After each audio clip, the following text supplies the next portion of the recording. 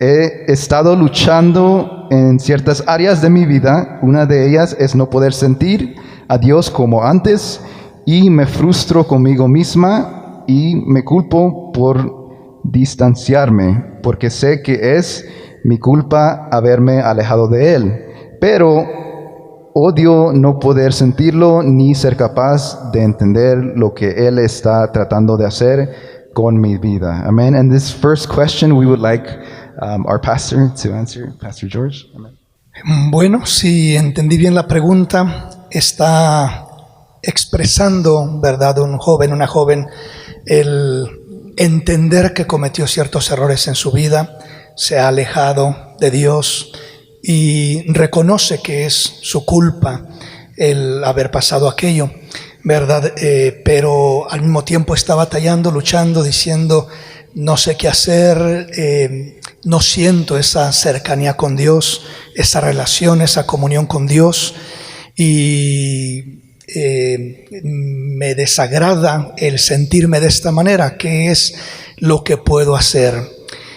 Yo creo que esto es algo en cierto sentido común, por lo que la mayoría de nosotros como cristianos, especialmente en la etapa de la juventud, pasamos en un momento o en otro.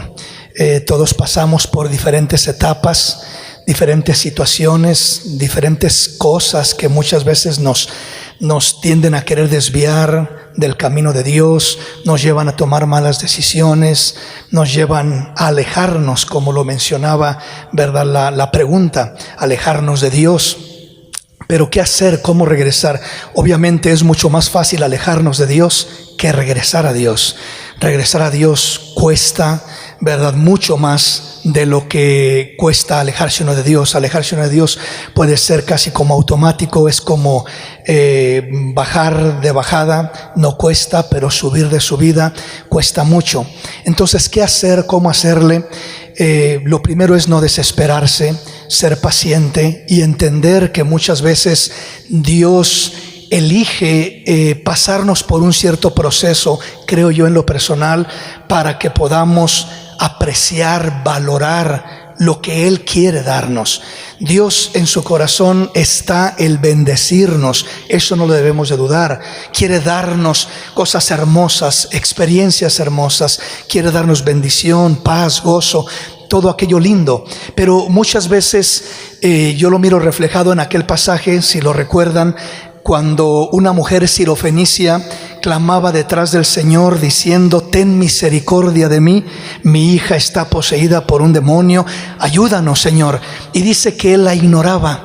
Y sus discípulos le gritaban y le decían, ya cállate, deja de molestar al maestro. Le decían al maestro, ya despídela, que está dando gritos y voces detrás. Y el Señor parecía indiferente hacia ella. Llega un momento cuando el Señor se detiene y le dice, ¿qué quieres, mujer? Y le dice la mujer, pues mi hija tiene esta situación, ayúdanos por favor. Y le dice el Señor, no es justo dar el pan de los hijos a los perrillos. Parecía una humillación, peor todavía, ¿verdad? Y llega el momento donde la mujer dice, pero aún los perrillos esperan debajo de la mesa de los amos, aún por una migaja que caiga de la mesa de los amos. Y cuando el Señor escuchó eso, es como que lo desarmó y le dijo, recibe lo que has pedido, se ha hecho en tu vida lo que has pedido, y recibió aquel milagro de parte de Dios. Mi punto es este: muchas veces el Señor parece en ocasiones no escucharnos, no sentirlo, no estar cerca de nosotros, no porque no lo esté, sino porque simplemente muchas veces, creo yo, toma esa posición, esa postura para que nosotros aprendamos a valorar nuestra relación con Él, sobre todo cuando hemos tenido una relación ya con Él, pero la hemos descuidado, la hemos tomado en poco, la hemos menospreciado y fácilmente la hemos cambiado por alguna cosa superficial, y ahora queremos, extrañamos, añoramos, anhelamos aquello que un día tuvimos, sentimos, experimentamos, pero sentimos que no lo podemos tener ya tan fácil como lo teníamos.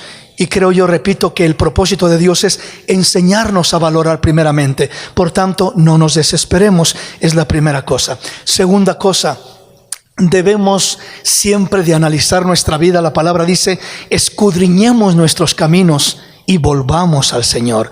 Entonces, si hay áreas en nuestra vida desordenadas, fuera de control, que están llevándonos a alejarnos aún más de Dios, o precisamente a mantenernos alejados de Dios, una de las primeras cosas que tenemos que hacer es comenzar a ordenar esas áreas de nuestra vida, a volvernos al Señor. Y volvernos al Señor consiste en eso, en ordenar nuestra vida, en dejar de hacer lo malo y aprender a hacer lo bueno, en buscar a Dios mientras puede ser hallado. Entonces, examinarnos, escudriñar nuestro corazón para poder detectar lo que está fuera de lugar, fuera de orden, y buscar ordenarlo en nuestras vidas. Y terceramente, tomar decisiones que van a determinar nuestro futuro.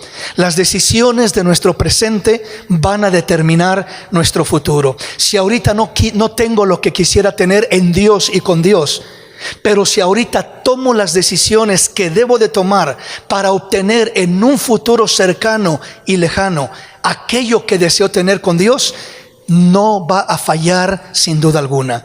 Las decisiones que tomamos hoy van a determinar lo que tendremos mañana. Si en mi presente sigo tomando malas decisiones, nunca tendré un futuro favorable, nunca tendré un futuro lleno de paz, bendecido, satisfecho. Siempre estaré batallando, turbado, estorbado con mil cosas, porque mis decisiones del presente determinan mi futuro.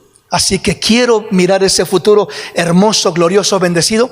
Comencemos a tomar decisiones sólidas, firmes, agradables a Dios, que determinan ese futuro y que forman ese futuro que quiero tener. Amén. ¿Qué dice la Biblia sobre cómo lidiar con malos hábitos de alimentación? ¿O no lo menciona? ¿Nos dice la Biblia cómo debemos comer? ¿Será que Dios nos aconseja a tengamos un peso saludable? Okay, es una buena muy pregunta. So the question was in reference to eating disorders. So if we look at scripture, we open up scripture, we will not see the terms eating disorders. So in order for me to answer this question, we really have to understand the concept, right? So en la Biblia no registra desórdenes de comer. No van a ver esas palabras en la Biblia. So para poder contestar esa pregunta tenemos que entender el concepto de qué es lo que significa. Amén. So eating disorder, right? So it's a disorder, right? And scripture says that God is a God of order and peace, right? So solamente con eso ya sabemos que el tener eating disorders está fuera de la voluntad de Dios. Okay, so that's question number one. That's part one. So any type of disorder is out of order because God is a God of order and peace. Amen? Okay, now secondly, eating healthy, right? It asks us. Okay, so scripture tells us en una carta del apóstol Juan, la escritura dice que él desea que todos prosperen en su salud, así como en todas las áreas. O sea que tenemos que recordar que no solamente somos seres espirituales, somos alma, cuerpo, espíritu. Son las tres cosas. So hay que tener un balance, right? So we can't be praying and fasting all the time and then eating like terrible things, or we can't just focus on our health and then completely forget about our spiritual life. It's a balance, right? So because we're made of three components. So scripture tells us that Apostle John said that he wants us to prosper in our health, just like in all the areas of our life, just like in our soul. So allí tenemos que ver un balance. So las tres áreas, incluyendo la salud, es importante. Amen. So I think part of the question was also, does scripture say how to eat, if we should eat healthy and maintain a healthy weight? Okay, so para eso tenemos que recordar que en Romanos dice que nosotros tenemos que sujetarnos a leyes terrenales, right? Because we're called to do that. We're called to respect authorities of the land. So in terms of our health, who are those authorities? The doctors, right? So when you guys go to the doctor, you guys get your physical exam every year, and when you guys go into the exam room, there's it used to be a food pyramid back in the day, but now I think it's like a food plate, right? So with your veggies, right? Your fruits, your whole grains. So the doctors that God has created in this world to tell us how to eat, right? So even though you won't see it in scripture, God established all these different authorities so that we can follow it. So yes, we're called to be healthy. Yes, we're called to have, healthy meals. Yes, cheat once in a day, have some ice cream, have some chips, but that should not be the base of your diet, right? Because if you eat fast food every day, can you go run a mile afterwards? No, you feel sluggish, right? And then you start gaining weight, right? So we're called to have an order in all the areas of our life, including our health. So that's really important. And the last part of that question had to do with gain weight. So another part of scripture that we can talk about or that we can read is gluttony, right? So scripture talks about gluttony. If we're full, we need to stop eating, right? We can't just eat because we're eating or because we're stressed or because we're anxious. We have to learn how to control those emotions because sometimes, especially girls, we're emotional beings. Like we tend to go to the ice cream, to the sweets, to the chocolate, right? But so we're not called to do that though. We have to put that part of our lives in order, just like everything else. So if you eat more than you should, you're naturally going to gain weight, right? So we're not called to practice gluttony. We're called to be, disciplined in that area of our lives as well. Just a small example, Daniel, right? When he fasted, first at 10 days and then to 21 days, what did he eat?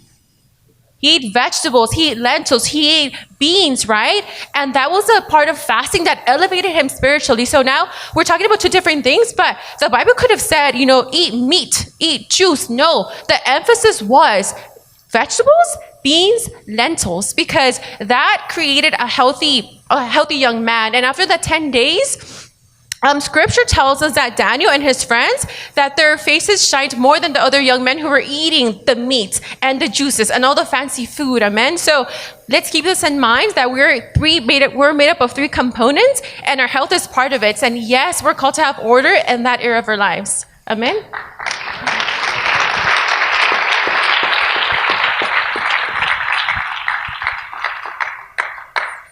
Amen. Question number 3 is, how do you know when is the right time to get baptized? I feel like it should come from one's voluntary decision, but I don't feel anything and don't want to take that step just because my parents tell me to.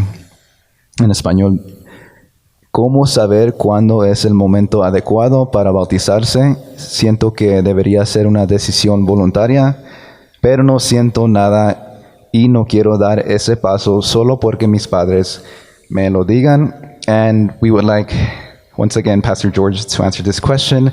I promise you, everyone will have a chance to answer a question, but this one's for Pastor George. Amen. Bueno, la pregunta, ¿verdad?, es acerca del bautismo. ¿Cuándo es el tiempo correcto de bautizarse? ¿Verdad? Menciona, no quiero hacerlo porque mis padres me lo dicen, me lo piden. Y yo creo que eso es correcto, no hacerlo porque los padres se lo piden o se lo imponen o lo empujan o lo forzan a uno, porque no va a servir de mucho ni no va a valer de mucho el hacerlo porque el papá, la mamá lo está presionando a uno como hijo. Entonces en esa área creo que es correcto el no hacerlo por esa razón. No debe de hacerlo uno por presión de nadie, ni por presión de los padres, ni por presión de los amigos, ni por presión del mismo pastor, ni de nadie más, ¿verdad? No debemos de hacerlo de esa manera. Pero luego el otro punto que menciona, ¿verdad?, es de que no siento en mi corazón hacerlo, si no me equivoco, ¿verdad?, en estos momentos. Bueno, en ese punto la pregunta es realmente ¿qué es lo que espera sentir la persona para poder dar un paso a las aguas del bautismo? Primeramente, el dar un paso a las aguas del bautismo no debe de tener nada que ver con sentimientos. El ser bautizado no tiene nada que ver con sentirlo. Hay quienes dicen, yo ya lo siento hacerlo. Bueno, si lo siente alguien, qué bonito, qué bueno, no es algo malo, es algo bueno. Pero hay quienes lo sienten y dan un paso y después se apartan y aquello no perduró, aunque lo sintieron. El dar un paso sintiéndolo. ¿Qué quiero decir con esto? Que no necesariamente el sentirlo nos va a garantizar de que va a haber una obra real en el corazón de la persona, porque yo sí di un paso al bautismo sintiéndolo, y porque lo sentía, entonces fue algo real, fue algo hermoso y perduró una obra hasta el fin de mi vida. No es esa la realidad. Repito, mucha gente se puede bautizar sintiéndolo y no perduran. O sea, la base no está en el sentir, y otra gente lo puede hacer sin sentirlo y perdura esa obra. O sea, la base no está ni en el sentir o el no sentir, sino en una convicción de fe. ¿Qué es una convicción de fe? Saber elegir y decidir, tomar una decisión firme en la vida. ¿Qué quiero hacer con mi vida? ¿A quién quiero servir? ¿Al mundo o a Cristo? Como nos decía la palabra hace rato, ¿verdad? ¿A quién le quiero entregar mi vida y mi corazón? Entonces, quiero entregarle mi vida a Cristo, quiero hacer la voluntad de Cristo. Aún el hacer la voluntad de Cristo, no siempre lo voy a sentir. ¿Qué es lo que Cristo oró estando en la cruz del Calvario? Mejor dicho, estando en Getsemaní orando antes de ir a la cruz del Calvario. Él está orando y en aquella oración intensa dice: Padre, si es posible que pase de mí esta copa, que pase. Pero ¿qué termina diciendo? Pero no se haga mi voluntad, sino la tuya.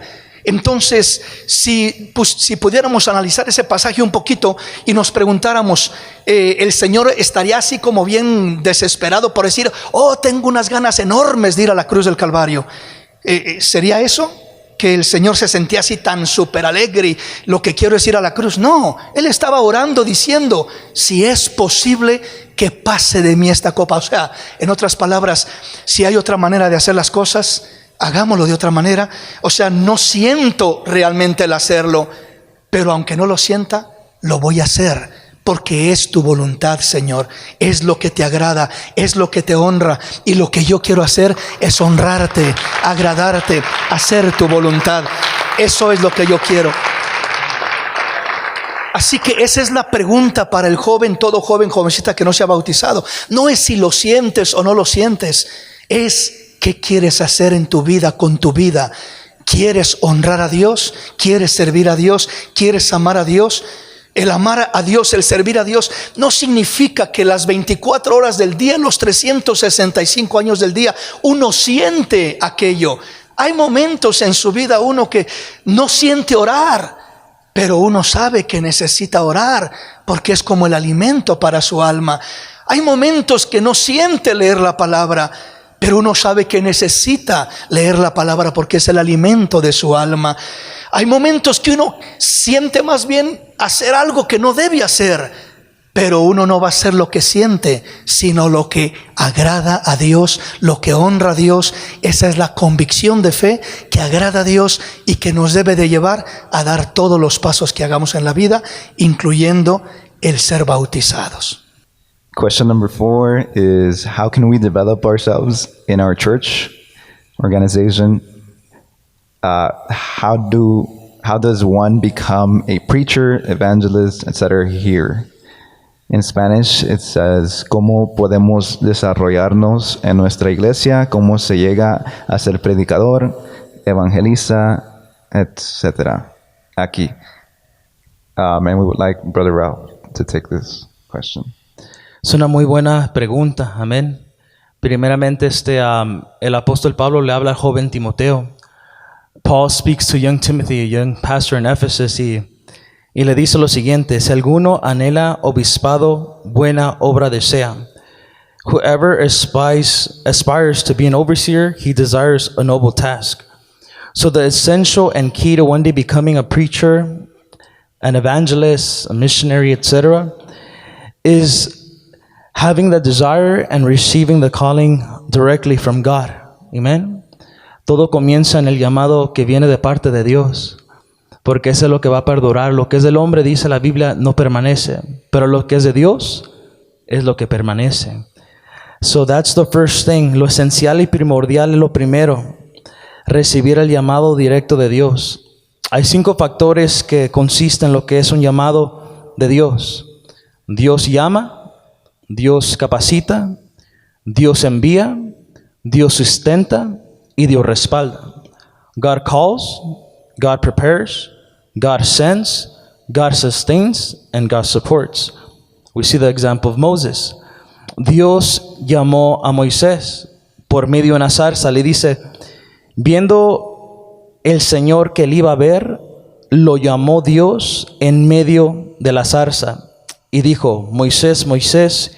Y él respondió, heme aquí. Amen. Es lo que es el llamado. Dios llamó a Moisés through the burning bush.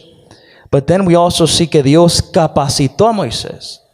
Preparó a Moisés. Moses was living, tending his father's sheep for 40 years. That was the preparation. Dios lo había preparado apacentando las ovejas de su suegro. Después de ahí el Señor le dice, ven por tanto ahora y te enviaré a Faraón. Te voy a enviar. Ya estaba capacitado, ya fue llamado, ahora estaba listo para ser enviado. Come now therefore, and I will send you to Pharaoh and to the children of Israel and out of Egypt. Y luego lo siguiente sustenta. Dios, si Dios llama, Dios capacita, Dios envía, también Dios va a sustentar. No te va a llamar, enviar y capacitar para dejarte con manos vacías. Él va a sustentar. Él le dijo a Moisés, y yo daré a este pueblo gracia ante los ojos de los egipcios, para que cuando salgas no vayas con las manos vacías. And I will give these people such favor with the Egyptians that when you go, you will not go empty-handed. And lastly, el respaldo de Dios. Amén. Dios le dio una vara y le dijo, y tomarás en tu mano esta vara con la cual harás las señales. Amen. You shall take in your hand this staff with which you shall perform signs. In parentheses it says, the miracles which prove I sent you. Ahí miramos el respaldo de Dios, la autoridad de Dios. Ahora, eso es lo primero. Tener el llamado del Señor directamente de Él. Amén. Ya cuando un joven tiene ese llamado, esa convicción de que el Señor lo llamó, no de que el hombre le llamó, no lo que su padre y su madre quiere que sirvan o le dice que es llamado. No, cuando un joven tiene la convicción de que fue llamado de parte de Dios, ahí ya comienza la preparación. Dios empieza a trabajar, a tratar con ese joven y ya llega lo que es la disposición. El Señor, cuando le llamó a Moisés, aunque Moisés dijo, yo no sé hablar, el que el Moisés le dijo, ¿y qué voy a decir? Al último fue. Eso se llama disposición. He had disposition of being willing to be used by God and saying, I'm going to fulfill the mission and the purpose that you have for my life. Y ya aquí es donde llega lo siguiente, la pregunta. How can we develop our church in our church or our church organization? Aquí es donde también los líderes también tienen un factor muy esencial y muy importante. Cada líder de jóvenes y los miembros de la mesa directiva tienen que estar en la mira buscando elementos. Amen. The word of God says that when the apostles felt a little overburdened because they were sharing the word, they were serving tables, they said, we need to seek for men to help us serve the tables so we can be busy praying and spending time in the word.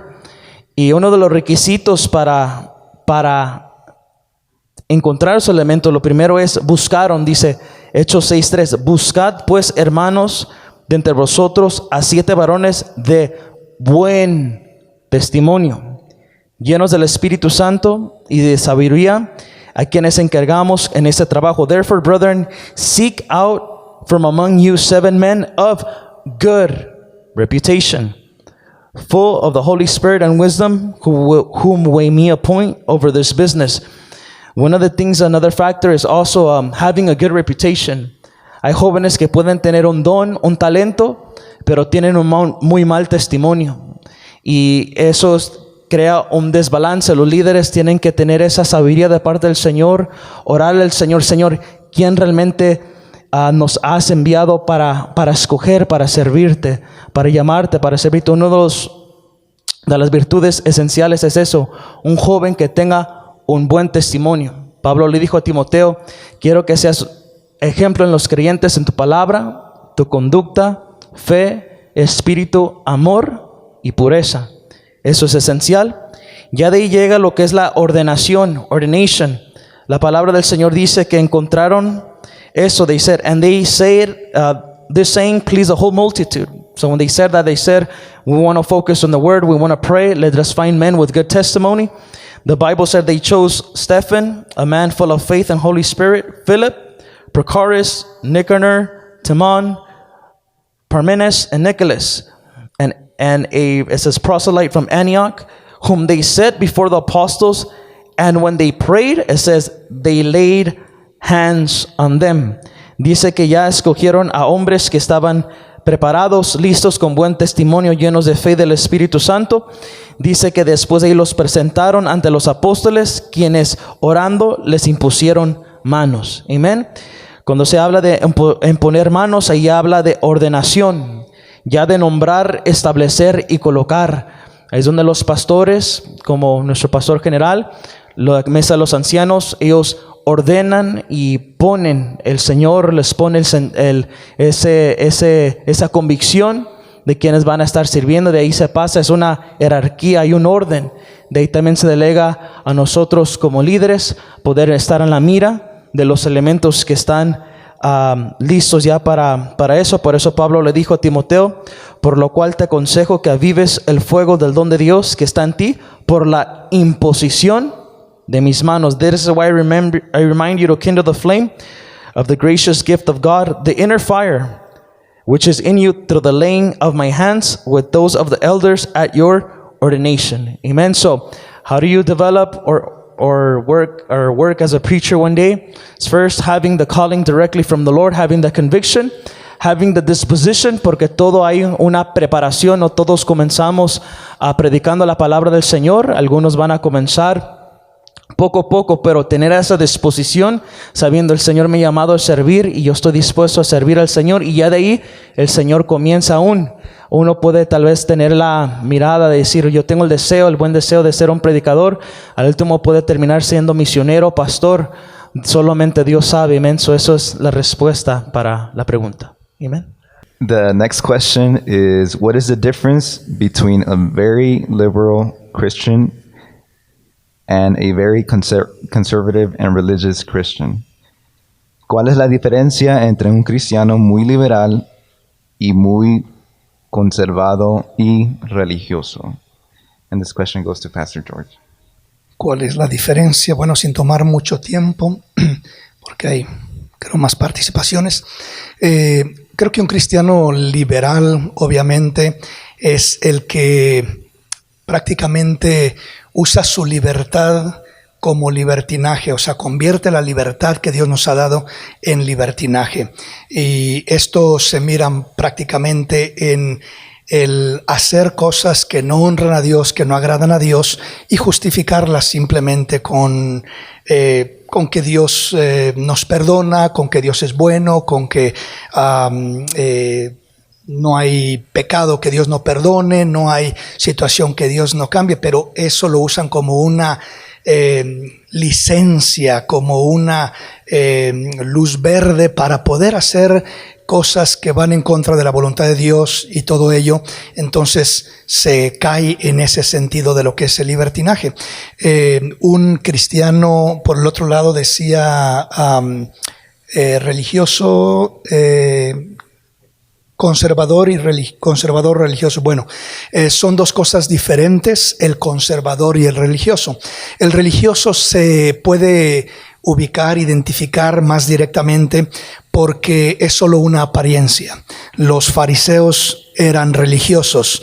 Ellos cuidaban el aspecto externo, el vestuario, los rituales, todo lo que hacían, lo hacían muy bien y se preocupaban muy bien por todo eso, por las tradiciones y por todo lo externo, pero su corazón no lo cuidaban. Su corazón estaba lleno de maldad, lleno de hipocresía, lleno de malos deseos y de cosas malas. El Señor les dijo sepulcros blanqueados. ¿Por qué razón? Porque un sepulcro por afuera se mira muy hermoso y por dentro está lleno de muertos, ¿verdad? Entonces ese es lo que es el religioso. Solamente se concentra en la apariencia externa, pero no en el corazón, en lo interno del corazón. Ahora, el cristiano conservador que realmente quiere guardarse para Dios es aquel que entiende los dos aspectos, ¿verdad? El aspecto de entender que Dios nos ha llamado primero a ser limpiados por adentro, a cuidar el corazón, a honrar a Dios en nuestro interior primeramente, y segundamente a dar testimonio también en nuestro exterior. Entonces la obra se complementa comenzando por adentro y se exterioriza para afuera, es decir, tiene que haber una obra adentro, porque si no hay una obra adentro, pues de nada sirve lo que tengamos afuera, cómo nos miremos, qué profesemos, qué rituales, qué religión, qué credo tengamos. De nada sirve nada de lo externo si en el corazón no hay una obra de Dios, una sinceridad, un rendimiento para que Cristo venga y trabaje y limpie y cambie y haga esa obra en nuestro corazón. Es la base y el fundamento. Pero una vez que Cristo ha hecho eso en verdad, se va a manifestar externamente.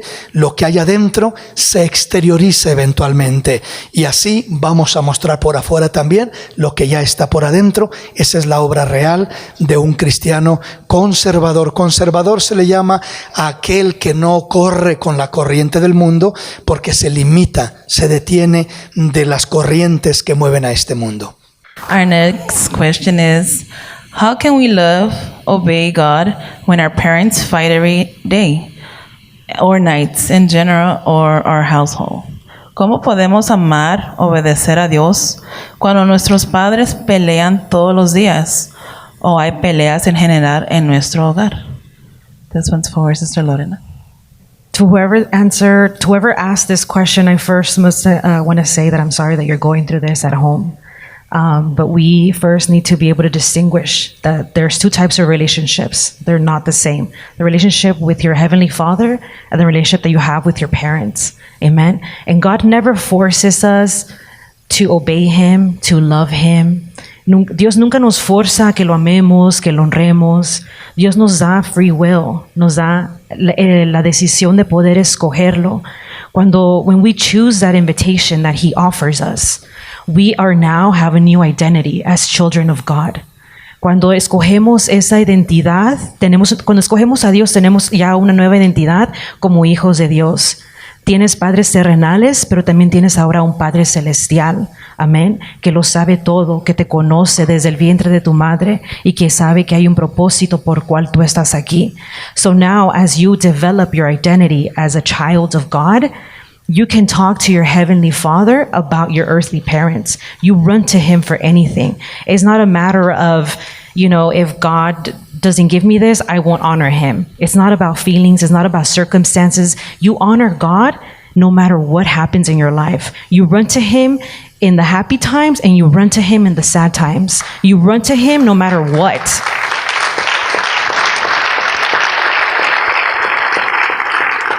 Amen. And when you know and you live now as your identity as a child of God, you know that you're no longer the same. You know that now you can fight your battles and you can go to war for your family through prayer, And God is a God that now is fighting with you and for you. Amen. And spoiler alert, He hasn't lost the battle yet. So if you're going and you're praying for your family, you best believe that something's going to happen. Amen. The next question is how to heal from the hurtful words that come from our own parents. I feel like the church doesn't preach about this, and when they do preach about it, they portray the kids as always being in the wrong and seem to defend the parents and make it seem like they're right and that we are the bad children. ¿Cómo sanar de las palabras que nos han herido, que vienen de nuestros propios padres? Siento que la iglesia no predica sobre esto y cuando lo hace, retrata a los hijos como si siempre estuvieran equivocados y parecen defender a los padres y hacer que parezca que ellos tienen razón y que nosotros somos los hijos malos. And this question goes to Brother Jonathan.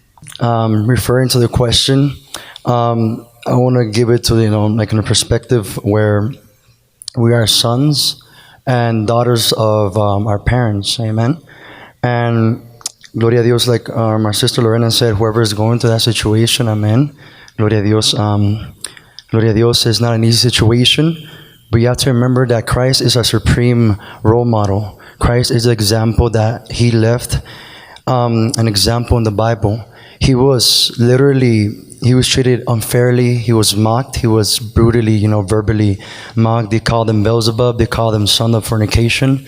They called him that, many things that was unhurtful, really hurtful towards his heart, towards his whole being. But Christ didn't take it to heart. Christ literally just put everything away, and he was really quick to forgive. He was really quick to forgive. And my brother, my sister, whoever is going through those moments, remember, your mom or your dad, they're your closest neighbor. And the Bible tells us that we have to love our neighbors as we love God. Amen? We have to love those around us. And your mom, your dad, they're the first authority that God has placed in your family, in your life. They're the first literally teachers, role models, providers. They're the ones that are going to be there for you. Now, if you balance it out, the bad things they have done for you and the good things they have done for you, just think about it. How many times they have gone out to provide food for you? How many times have they taken care of you when you were small? How many times have they gotten out just to go out, just working their 9-hour shift, 10-hour shift? Just weigh that out. And I know that you might say, well, brother, but they say bad things to me. Now, the Bible tells us in Matthew chapter 18, verse 21, it says in Amplified Version, then Peter came to him and asked, Lord, how many times will my brother sin against me and I will forgive him and let it go? Up to 7 times? But then Jesus said, no, up to 70 times 7. Amen? So that means that forgiveness has to be unlimited. Forgiveness has to be all the time. Forgiveness, you don't have to harbor anything in your heart. On the contrary, forgive. Forgive those who hurt you. Forgive especially your parents. Because your parents, they're the one that you're supposed to honor first. Honra a tu padre y a tu madre. Cuando lo honras a ellos, estás honrando también a Dios. Y también otra cosa que quiero enfatizar es esto, que la Biblia nos recalca que en Isaías 43:18 dice, forget the former things, do not dwell on the past. So maybe your parents have said things that are hurtful to you, that are just maybe in your heart. That's one indicator that you haven't forgiven your parents. That's an indicator that there's something lingering in your heart. You're still harboring something in your heart. And now you have to give that up to God, to your Heavenly Father. We have the best Father in the whole universe. The best Father who understands us. The best High Priest that has been through every single thing that you could possibly imagine. He understands us well. And what He wants is that me and you surrender every one of those words, and we look to His words. What does God say about me? What does He say about me in the Word of God? And when we look at that, that's where we're going to find our identity. This is what God says about me. Okay? Remember, am I making sense up to this point? Yes? Amen. Gloria a Dios. Okay. Now, Isaiah 43:18, forget the former things. Don't harbor it. Don't harbor in your heart. Don't dwell it up there. Don't, like a bottle, like, okay, I'm going to keep this jar and fill it up here. This is what she said. This is what she, because you're keeping a tab of what they said about you already. And when you least expect it, you're going to explode and you're going to shout at them. But no, you're going to show the love of Christ. You know what? They said that to me. Okay, Gloria a Dios, I love you. I love you. I forgive you. Dad, Mom, I'm going to give you a hug. I'm going to kiss you. Why? Because you're my mom. You're my dad. Amen. Gloria a Dios. También otra cosa que quiero enfatizar es esto. 1 Corintios capítulo 13, su versículo 4 al 8. Y luego leer rápidamente. Dice, el amor es sufrido. Es benigno. El amor no tiene envidia. El amor no es jactancioso, no se envanece. No hace nada indebido, no busca lo suyo, no se irrita, no guarda rencor. Quiero enfatizar este punto, no guarda rencor. Dice, no se goza de la injusticia, mas se goza de la verdad. Todo lo sufre, todo lo cree, todo lo espera, todo lo soporta. Entonces aquí el tratamiento divino es que Dios te llene de amor para poder darle amor a los demás. Dejar eso lo que te está estorbando es como quitar ese archivo, dejar eso, you have to delete it. para que Dios derrame de su fresca unción, de su fresco amor, para poder transmitir esa bendición a tu padre y a tu madre, amén, para que ellos puedan sentir ese cariño, ese amor, ese respeto, ese amor hacia ellos. Quizás tus padres, sus padres de ellos no lo dieron amor a ellos, pero usted y yo, joven, podemos hacer diferencia y darles el amor, mostrarles el amor, sembrar amor. Regálale de vez en cuando un ramo de flores a tu mamá, no nomás en los días de madre, amén. Gloria a Dios. Regálale un regalo a tu papá, un shirt, algo hermoso, aunque no sea día de los padres. ¿Por qué? Porque está sembrando amor. Y cuando menos lo piense, Dios va a hacer una obra especial en esos corazones. Va a decir, mi hijo, mi hija, aunque le hago esto, pero me trata diferente. Amén. Así que para contestar esa pregunta, don't harbor hate, don't harbor revenge, don't harbor nothing bad in your heart. Be quick to forgive, let go, let God heal you, let God give you love, and show them love. Siembra, porque lo que uno siembra, eso va a cosechar. Amén.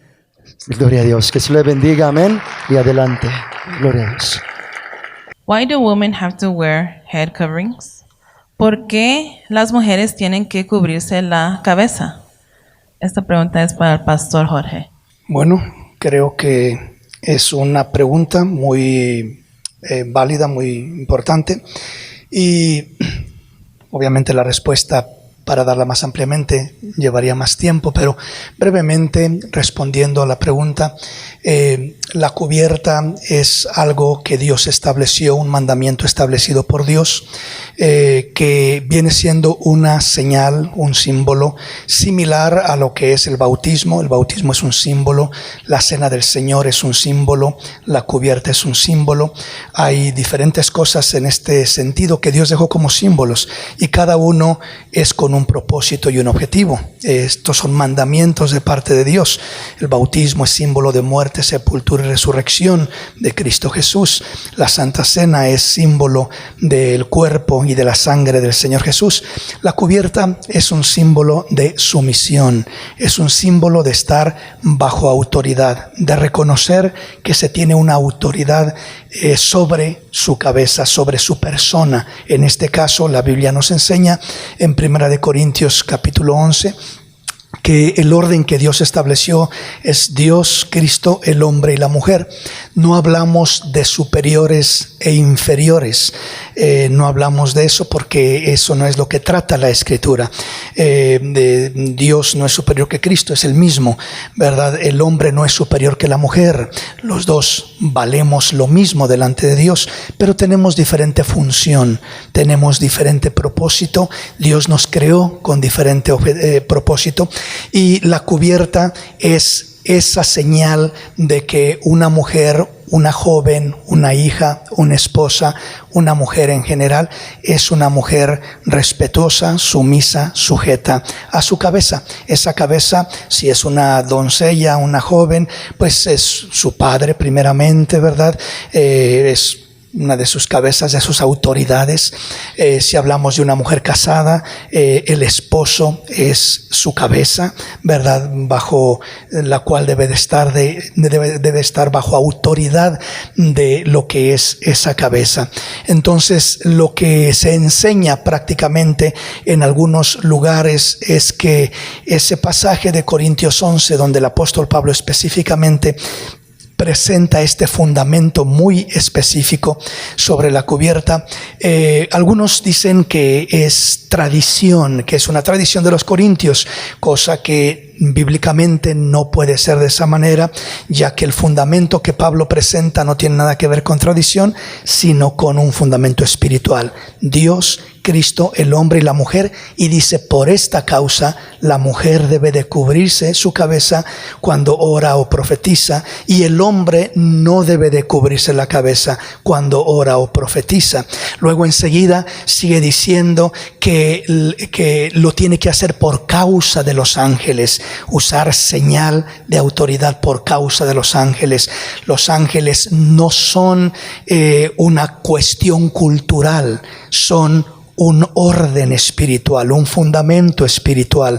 Entonces los fundamentos que presenta el apóstol son espirituales, no son culturales, no tienen nada que ver con una tradición, no tienen nada que ver con algo que sucedió en la ciudad de Corinto, sino un fundamento bíblico para las iglesias de Cristo. El apóstol Pablo al final del pasaje habla no solo de la iglesia de Corinto, sino de que este es el orden para las iglesias del Señor.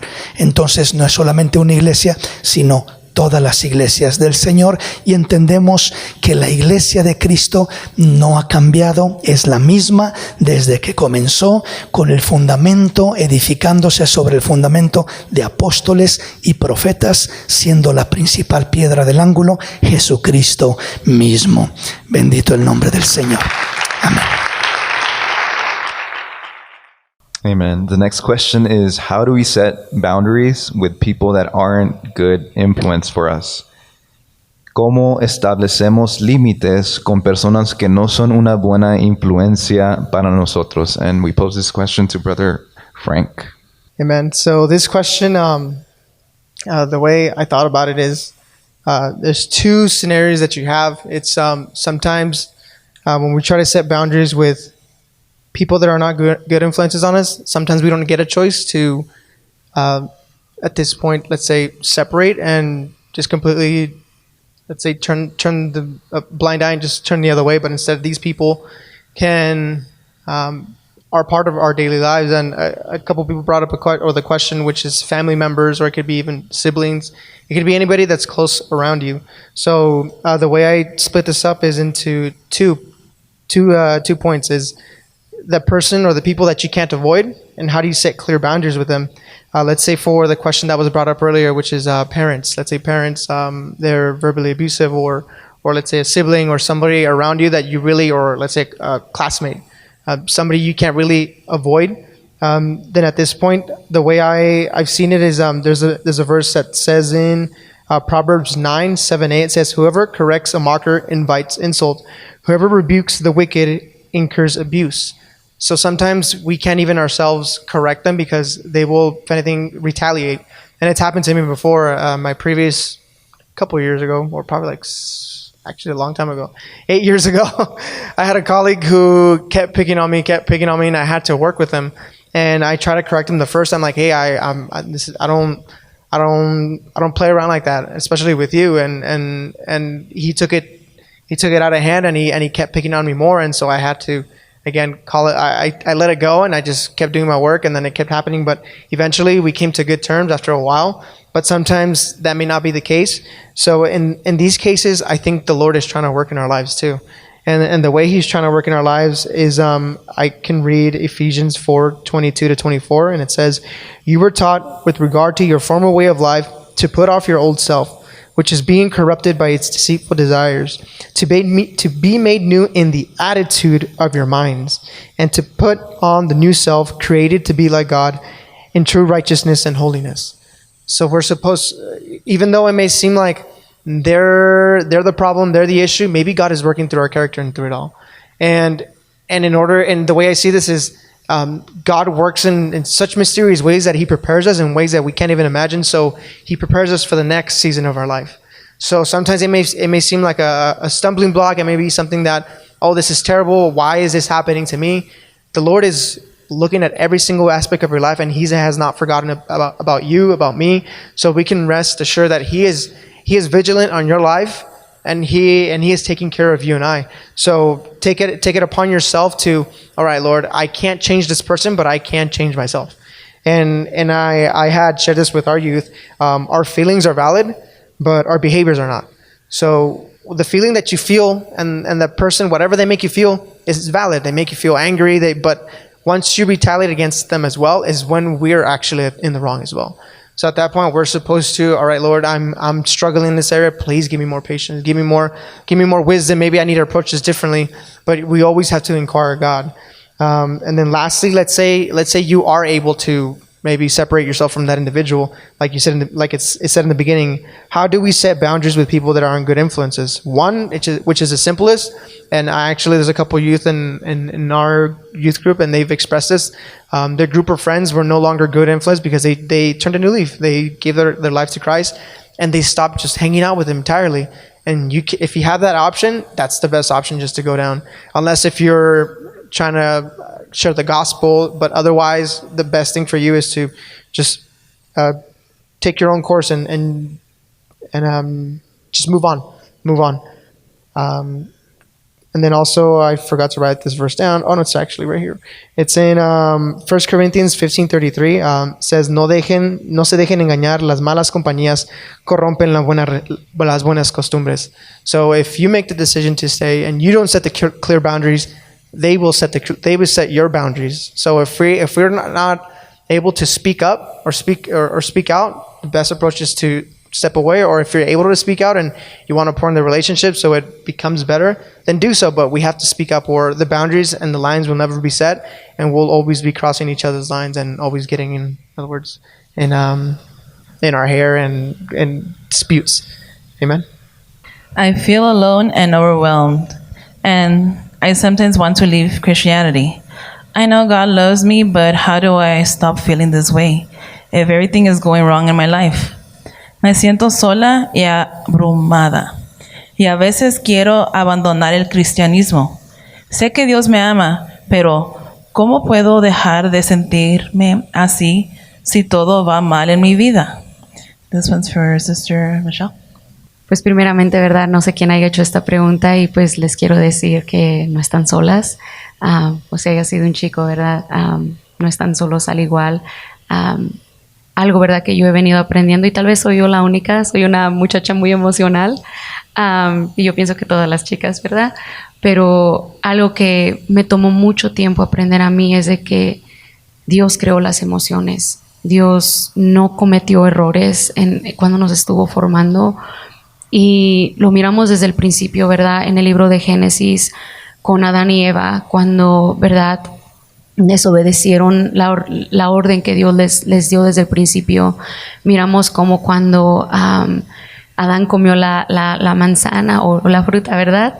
Dice que sintió miedo. Ahí miramos el primer registro de una emoción humana. Sintió miedo, y ¿qué hizo él? Corrió y se escondió. Y algo, ¿verdad?, que yo he aprendido es de que Dios me creó como un ser, como decía Sister, ¿verdad? Soy un ser, como soy carnal, soy espiritual, soy emocional, y las emociones que Él ha dejado en nuestra vida son como señales, como warning signs.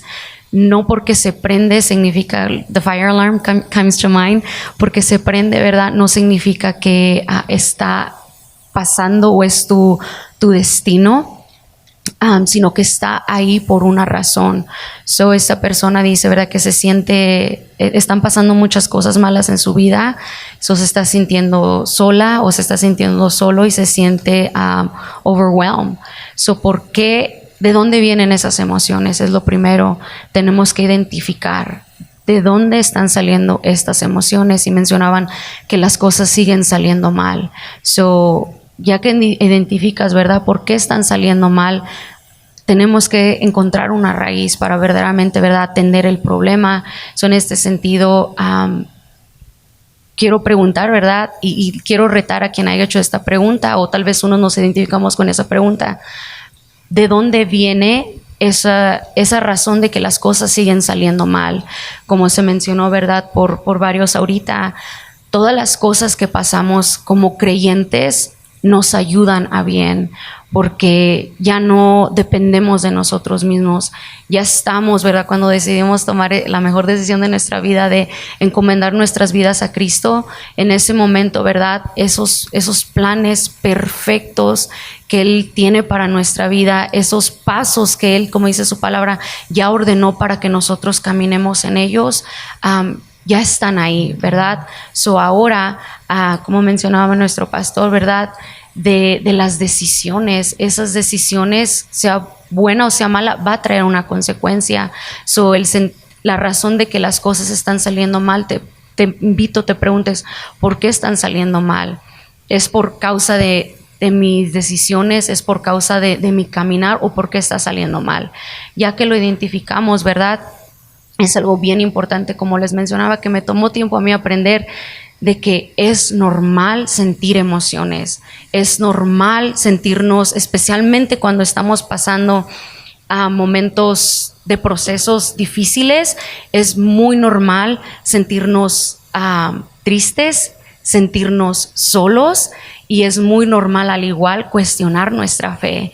Y es algo de hecho bueno, porque en el libro de Santiago, ¿verdad?, nos enseña que la prueba de nuestra fe produce paciencia, y la paciencia produce perseverancia, ¿verdad? Y ahí podemos mirar cómo comienza la prueba de la fe. El ser probado, pues tienes que, ¿verdad?, mirar de qué eres. Como creyentes, ¿verdad?, si estás pasando por algo, yo siempre digo, ¿verdad?, nos tenemos que emocionar porque es la perfecta oportunidad para hacer un pulse check. ¿Dónde estoy parada? ¿Cómo está mi fe? Porque cuando todo va saliendo bien, jóvenes, es bien fácil levantar las manos, es bien fácil adorar, es bien fácil, ¿verdad?, exhortar a otros. Pero cuando nuestra fe es probada, es ahí donde decimos, pero pues mira, todo está saliendo mal, ¿por qué voy a la iglesia? Si todo está saliendo mal, ¿por qué canto? No tengo ganas, estoy triste. Pero es ahí en ese momento, ¿verdad?, como les dije, que se va a dar a conocer dónde estamos. Es un momento tan importante, yo pienso, ¿verdad?, de que nuestra fe sea probada, porque ahí nos vamos a dar cuenta si tenemos que trabajar en algo o no. Nuevamente, ¿verdad?, es bien válido, es normal que sintamos esas cosas, pero no nos debemos de quedar ahí, ¿verdad? Nuestro corazón va a responder de una manera buena o de una manera, ¿verdad?, mala, hablando en el sentido espiritual, dependiendo dónde esté tu fe parada o dónde esté tu corazón.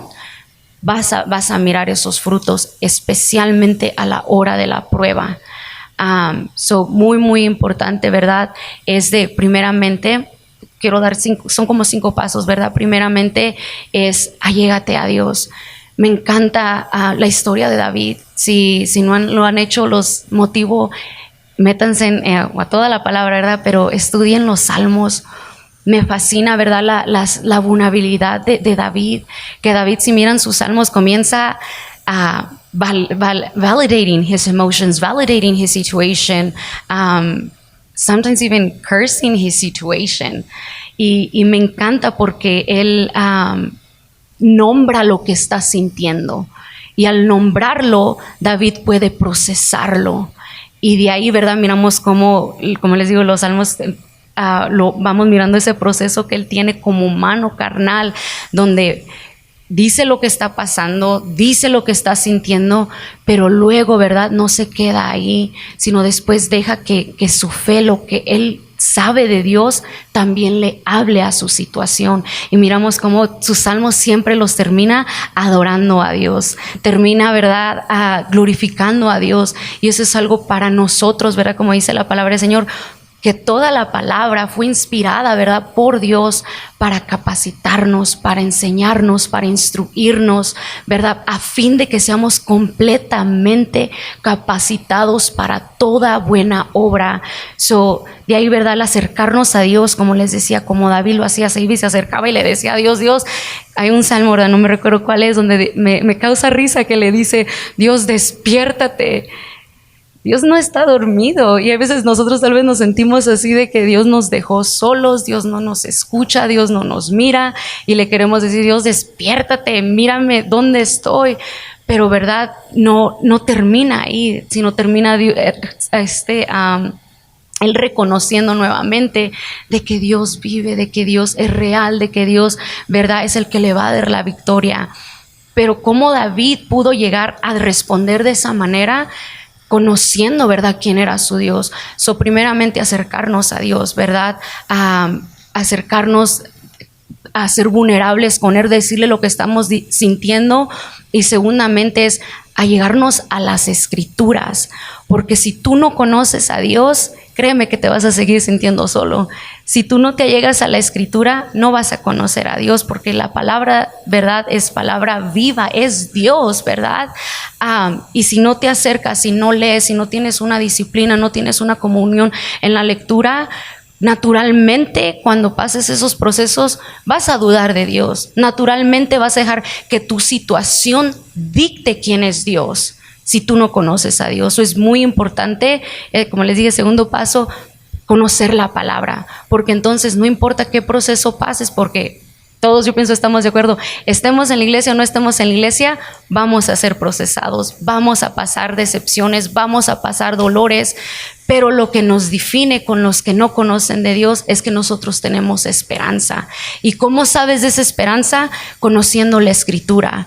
Y tercero, ¿verdad?, es don't isolate yourself. Porque algo que el enemigo hace, él, como dice la palabra, anda como león rugiente buscando a quien devorar.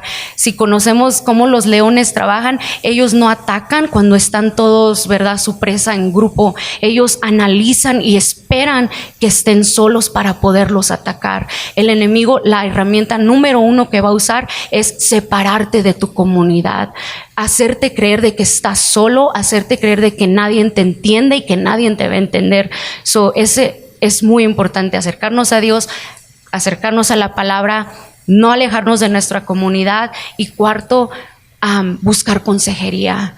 Alléguense a sus pastores, alléguense a sus líderes, alléguense a sus padres, alléguense, ¿verdad?, mentores, ¿verdad?, maduros espiritualmente, porque es bien fácil nosotros nuevamente estancarnos en esa emoción, y ahí es donde es súper importante tener a personas en nuestro alrededor que nos van a poder hablar vida, a podernos animar, ¿verdad?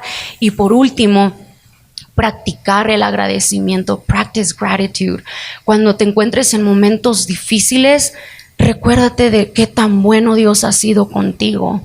En ese momento, redirige tu atención a tu Creador, redirige a tu atención al que dio la vida por ti. Eso te demuestra que no estás solo. Eso te demuestra que eres amado y tienes tanto valor hasta el punto de la muerte. Primeramente, acercarnos a Dios, ser vulnerables con Dios. Dios no tiene miedo de tu situación. Dios no tiene miedo de tu pasado. Dios, puedes llegar a Él confiadamente, conocerte la palabra. O si no leen, pónganse a leer, conozcan a Dios. Tercero, ¿verdad?, lléguense a su comunidad. Cuarto, busquen consejería. Y por quinto, ¿verdad?, practiquen esa gratitud. Amén, que el Señor los bendiga. Amen. Brothers and sisters, we had a lot more questions, but nos ganó ya el tiempo. Amen. So we're going to stop it right here. Amen. We're going to save those other questions for a later time. Amen. We're actually going to go and head out onto our workshops. Amen. So the sisters are actually going to stay here. Sisters, brothers, you guys are going to head downstairs. Amen. So why don't we go ahead and do that now? Amen. Aprovechemos el tiempo un poquito mejor. Amen. And the sisters can stay here.